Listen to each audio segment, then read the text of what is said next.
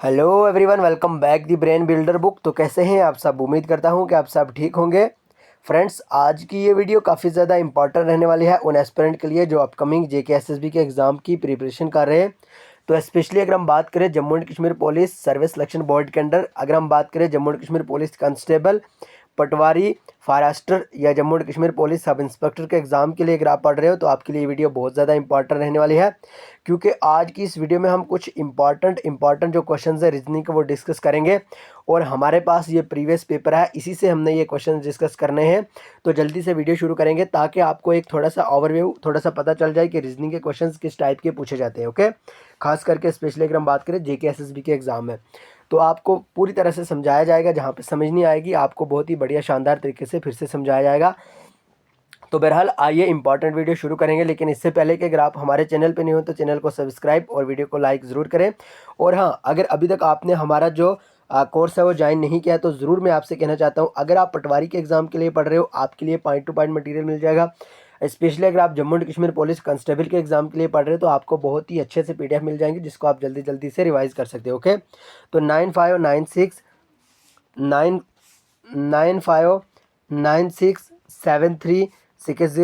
उस नंबर पर ज़रूर व्हाट्सएप करें, आपको पीडीएफ मिल जाएंगी। और हाँ, रिसेंटली जूनियर असिस्टेंट का एग्ज़ाम भी हुआ था परसों, और हमारी ही पीडीएफ से बहुत सारे जो क्वेश्चन थे वो देखने को मिले थे।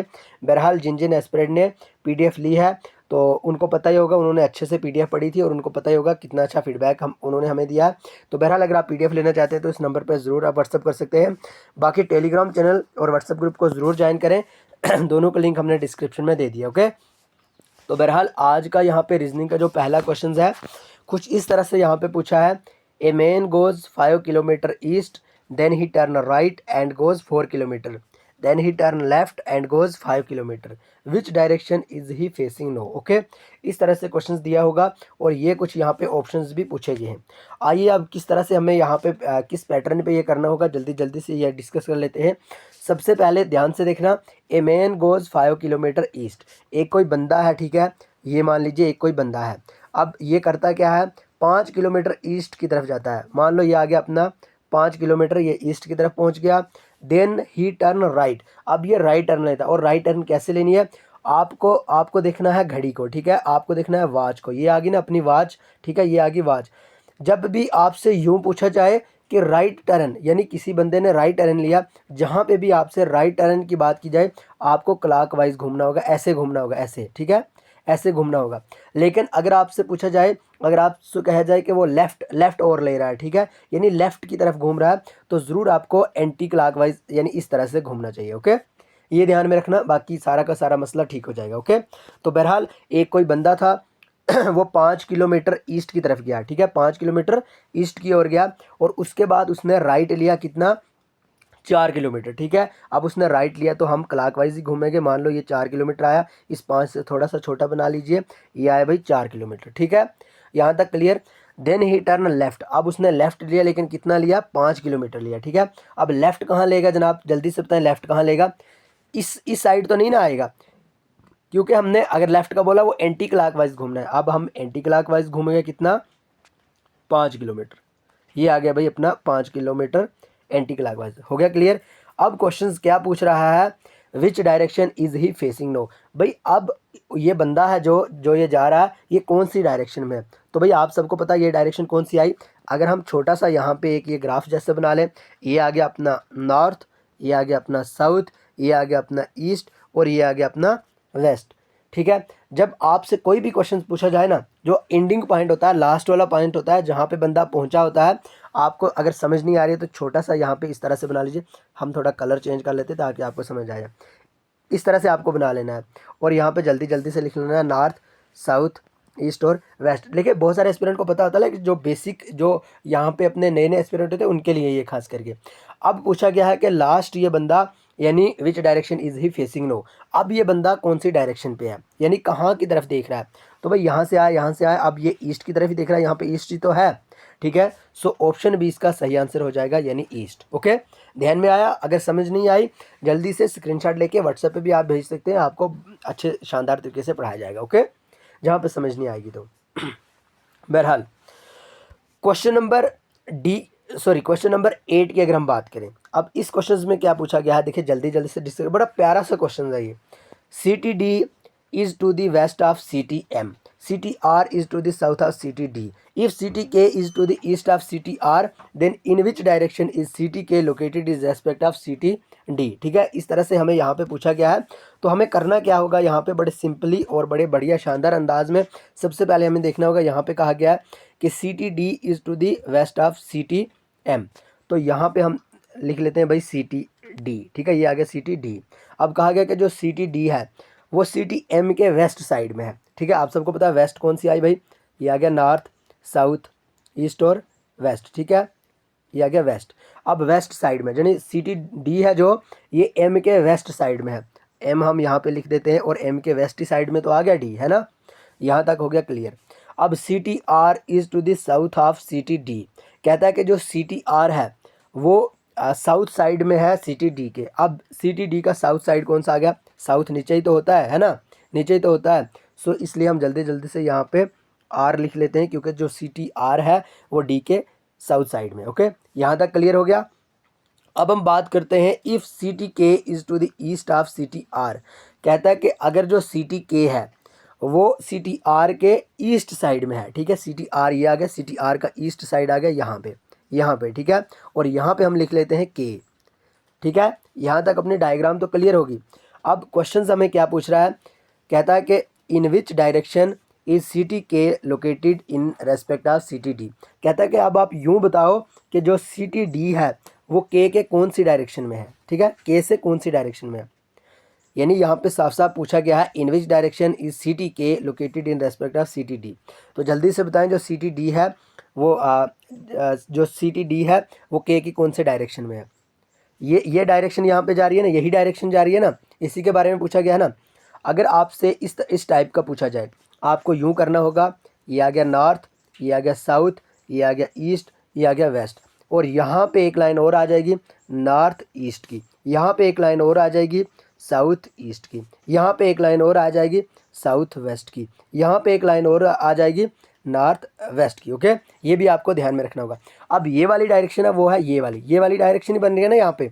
सो इसलिए साउथ ईस्ट इसका सही आंसर हो जाएगा, क्योंकि जनाब ये है साउथ ईस्ट डायरेक्शन। अगर डायरेक्ट ऐसे होता हम कहते ईस्ट डायरेक्शन है, अगर यहाँ होता हम कहते साउथ डायरेक्शन है। ठीक है, अगर इस साइड में होता हम कहते वेस्ट डायरेक्शन, लेकिन जनाब ये है डायरेक्ट यहाँ पे, और ये आ गया अपना ईस्ट और ये आ गया अपना साउथ। दैट मीन्स कि ईस्ट और साउथ के दरमियान में है, हम यूँ ही कहेंगे कि साउथ ईस्ट। ठीक है, अब साउथ ईस्ट कौन से ऑप्शन में है, एक ही ऑप्शन में है, ऑप्शन डी में, और ऑप्शन डी ही हमारा सही आंसर हो जाएगा। ओके, अगर आपको समझ आई तो कमेंट बॉक्स में ज़रूर लिखिएगा, और हाँ पीडीएफ लेने के लिए ज़रूर व्हाट्सअप करें 9596736083, इस नंबर पर ज़रूर व्हाट्सअप करें, आपको पीडीएफ प्रोवाइड की जाएंगी वेरी लो ऑफ कास्ट में। ओके, सेम इसी टाइप का क्वेश्चन एक और पूछा गया था। ठीक है, बहुत ही बढ़िया शानदार क्वेश्चन मैं इसे कहूँगा। अब पूछा यूँ गया था, a boy first goes in south direction. अब हम इसको यहाँ पे पूरे क्वेश्चंस को नहीं पढ़ेंगे, साथ साथ में पढ़ेंगे, साथ साथ में इसको हम यहाँ पे इसका जो आंसर है वो भी निकालेंगे। ठीक है, देखिए थोड़ा सा ऊपर कर लेते हैं ताकि हमें यहाँ पे जगह मिल जाए। A boy first goes in south direction, भाई एक कोई बॉय है, एक कोई लड़का है, ये है भाई वो लड़का छोटा सा। ठीक है, अब कहते हैं कि first goes in south direction, अब ये साउथ डायरेक्शन में गया है ना, साउथ डायरेक्शन अपनी नीचे ही तो आएगी, आपको पढ़ाया ना ऑलरेडी, साउथ डायरेक्शन में गया। Then he turn towards left, अब वो लेफ्ट की ओर जा रहा है। लेफ्ट कहाँ पे आएगा, एंटी क्लॉकवाइज, यानी लेफ्ट की ओर गया, पीछे मुड़ गया, है ना। And travel for some distance, अब थोड़ा सा डिस्टेंस उसने ट्रेवल किया, थोड़ा सा आगे चला। आफ्टर दैट उसके बाद ही टर्न राइट, उसने राइट लिया। अब राइट कहाँ आएगा जनाब, ऊपर तो नहीं ना आएगा, क्योंकि ऊपर आ जाएगा अपना एंटी क्लॉकवाइज, इसलिए राइट आ गया यहाँ पे। अब थोड़ा सा वो गया राइट, है ना, सर्टेन डिस्टेंस, अब थोड़ा सा घूमा वो। एट लास्ट, अब लास्ट पे क्या होता है, ही टर्न लेफ्ट, उसने लेफ्ट लिया। अब लेफ्ट कहाँ आएगा, लेफ्ट कहाँ आएगा जल्दी से बताएं, इस साइड में आएगा, ये आ गया अपना लेफ्ट, है ना, left. And travel again for some distance, उसके बाद उसने थोड़ा सा और चला, थोड़ा सा और वॉक किया। अब कहता है क्वेश्चन अब यहाँ से पूछेगा in which direction is he moving, अब वो कौन सी डायरेक्शन में जा रहा है। भाई कितना प्यारा सा क्वेश्चन है, कितना ज़बरदस्त शानदार सा क्वेश्चन है। अगर आपको समझ आई तो जल्दी से कमेंट बॉक्स में लिखे कौन सी डायरेक्शन में जा रहा है। भाई हमने आपको पढ़ाया, अगर आपको समझ नहीं आ रही है तो लास्ट पे आप इस तरह से बना लें, ये आ गया अपना नॉर्थ ईस्ट वेस्ट और साउथ। अब बंदा है जो वो बंदा था, प्यारा प्यारा सा लड़का था, वो यहाँ पे पहुँचा है ना। अब वो कौन सी जगह जा रहा है, यानी कौन सी साइड जा रहा है, कौन सी डायरेक्शन पे जा रहा है, तो ईस्ट पे ही तो जा रहा है जनाब, ईस्ट पे ही तो जा रहा है। इसलिए ऑप्शन बी में ही हमें ईस्ट दिख रहा है, तो जल्दी से ऑप्शन बी टिक कर देंगे। बहुत सारे एस्पिरेंट जैसे जो ये पेपर आया है, मुझे नहीं पता है कहाँ से आया ये पेपर, ठीक है, लेकिन उन्होंने मे भी देखे कितने कन्फ्यूज़ हो गए हैं। नॉर्थ पे भी टिक लगा दिया, ईस्ट पे भी लगा दिया, साउथ पे भी। भाई नॉर्थ तो किसी सिस्टम में आ ही नहीं सकता, ठीक है, किसी लिहाज से नॉर्थ आ ही नहीं सकता है। अगर हम बात करें ना साउथ ईस्ट की, साउथ ईस्ट क्यों आएगा जनाब, देखिए साउथ ईस्ट आएगा क्यों, यहाँ पे जो डायरेक्शन थी, यहाँ पे जो डायरेक्शन थी, अगर होता वो बंदा इस डायरेक्शन ऐसे होता, हम ज़रूर कहते कि साउथ ईस्ट में आ रहा है डायरेक्शन में, लेकिन वो बिल्कुल स्ट्रेट जा रहा है ना, ईस्ट की ओर जा रहा है, तो हम यही कहेंगे ऑप्शन भी इसका करेक्ट आंसर हो जाएगा, क्योंकि वो जो एक बॉय था, लड़का था, वो ईस्ट की ओर ही जा रहा था। सो ऑप्शन बी इसका करेक्ट आंसर हो जाएगा। ओके, अब एक और बढ़िया शानदार सा क्वेश्चन आ गया। आई थिंक कि आपको यहाँ पे विजिबल नहीं है खास करके, लेकिन हम यहाँ पे आपको बड़े साफ़ सुथरे अंदाज में यहाँ पे दिखाएंगे। इस क्वेश्चन में यूँ कह रहा है कि in a certain code clock is written as XOLXP, ठीक है, how will lotus will be written in that same code. यूँ कह रहा है जनाब, इस क्वेश्चन में यूँ पूछ रहा है, कहता है कि CLOCK, कहता है कि अगर हम क्लॉक को लिखें XOLXP, कहता है कि अगर हम क्लॉक को इस तरह से लिखें, ठीक है, तो भाई हम लोटस को क्या लिखेंगे। सबसे पहले हमें देखना क्या होगा, सबसे पहले हमें ये देखना होगा कि क्लॉक है जो, क्लॉक किस तरह से इन्होंने यहाँ पे लिखा, क्लॉक का हमने देखना होगा, क्लॉक का पैटर्न पहचानना होगा, उसके बाद हमने बाकी वाली बात करनी होगी, ठीक है। अब इसका पैटर्न हमें किस तरह से पहचानना होगा, सबसे पहले भाई हमने देखना है सी का जो ऑलरेडी हमने देखिए, ये कोडिंग और डिकोडिंग का क्वेश्चन है, ऑलरेडी हमने आपको पढ़ाया भी है। यहाँ पे हमने प्लेलिस्ट में एक मेंशन भी किया, प्लेलिस्ट इसका रीजनिंग का, आप वहाँ से भी कोडिंग डिकोडिंग की वीडियो देख सकते हैं, बड़े अच्छे शानदार तरीके से हमने पढ़ाया। अब आपको देखना होगा सी है जो, ये कितने नंबर पर आता है। सिंपली अगर हम बात करें भाई कितने नंबर पर आता है, ठीक है, अगर हम सी की बात करें ना, जल्दी से आपको क्या करना होगा, एक मेथड होता है इजोटी का, EJOTY, इजोटी का मेथड। अब ये मेथड क्यों हम यहाँ पे लिखते हैं कि आपको कहीं ना कहीं कुछ ना कुछ समझ आ जाए जल्दी जल्दी से, यानी कौन सा जो अल्फ़ाबेट कितने नंबर पे है, ठीक है, उसकी प्लेस वैल्यू याद है। ई है 5 नंबर पे, 10, 15, 20 और 25। अब आप खुद ही थोड़ा बहुत अंदाज़ा लगा लीजिए जल्दी जल्दी से। ओके, बहरहाल जो सी है, सी कितने नंबर पे है भाई, जल्दी से बताएं सी कितने नंबर पे है। इसमें टाइम थोड़ा लगेगा, लेकिन आपको जितने भी डाउट होंगे वो सारे के सारे क्लियर हो जाएंगे। सी है भाई 3 नंबर पे, ठीक है। अगर हम बात करें जल्दी जल्दी से, सी यहाँ भी आ गया 3 नंबर पे। अगर हम बात करें एल के बारे में बात करें, ठीक है, जल्दी से बताएं एल कितने नंबर पे है। जे है ना, KL, ठीक है, 10, 11, 12, यानी 12 नंबर पे आता है। अगर हम ओ के बारे में बात करें, ओ यहाँ पे हमने लिखा है 15 नंबर पे, ओ आ गया 15 नंबर पे, ठीक है। के बारे में बात करें, जे के आगे क्या आता है, के आता है, ठीक है, तो के आएगा 11 नंबर पे। अब हमें यूँ देखना होगा, यहाँ पे इनके नंबर जो नीचे वाले हैं, इनके नंबर भी हमें देखने होंगे। जैसे ओ आ गया 15 नंबर पे, एल आ गया 12 नंबर पे, ठीक है। इस तरह से एक्स के बारे में बात करें, एक्स आ गया अपना आई थिंक 24 नंबर पे, 24, 25, XYZ, 24, 25, 26, है ना। एक्स कितने नंबर पे आ गया, जल्दी से बताएं, PQRS। अगर हम बात करें TUVWX, यानी 20, 21, 22, 23, 24, यस 24 नंबर पे आएगा। यहाँ पे भी हम लिख देते हैं 24 नंबर पे। अब पी कितने नंबर पे आएगा, QRST। ओ है ना, पी 16 नंबर पे आएगा, ठीक है, जल्दी से इसलिए। अब हमने इनकी जो प्लेस वाली वो तो लिख ली। अब हमें यूँ देखना होगा, 24 में 3 ऐड करेंगे कितना आएगा, 25, 26, 27। अगर हम 15 में 12 ऐड करेंगे कितना आएगा, 27 आएगा। यानी हमें पैटर्न का साफ साफ यहाँ पे पता चल गया कि हमें जितने भी यहाँ पे दिए हुए हैं अल्फ़ाबेट उनको ऐड करना है, तो 27 आना चाहिए। समझ आई, नहीं आई समझ, देखिए एक बार फिर से बताते हैं आपको। अगर आपको समझ नहीं आई तो एक बार फिर से यहाँ पे मैं आपको बताता हूँ। यहाँ पे आपको करना क्या है, ये इस तरह से करना है, इनको ऐड करना है, इनको ऐड करना है, इनको ऐड, सबको ऐड करके लास्ट पे 27 आना चाहिए, 27, 27, 27, 27 आना चाहिए, ठीक है, समझ आई। यही पैटर्न हमने यहाँ पे फॉलो करना है लोटस में, LOTUS, लोटस पे यही हमने फॉलो करना है, ठीक है। अगर हम बात करें T20, ठीक है, इस तरह से। अब 20 में कितना ऐड करें, क्या आएगा, 20 में कितना ऐड करें, ये आएगा, ठीक है। ये सारा का सारा हमने यहीं पे करना है, LOTUS, लोटस के बारे में बात करें। जैसे एल के बारे में बात करेंगे, एल का आ जाएगा 12, यानी एल एल का जो प्लेस वैल्यू वो है 12। अगर हम ओ के बारे में बात करेंगे 15, तो टी का हमने लिख दिया 20, यू के बारे में 21, एस के बारे में 19, ठीक है, ये है इसकी प्लेस वैल्यू।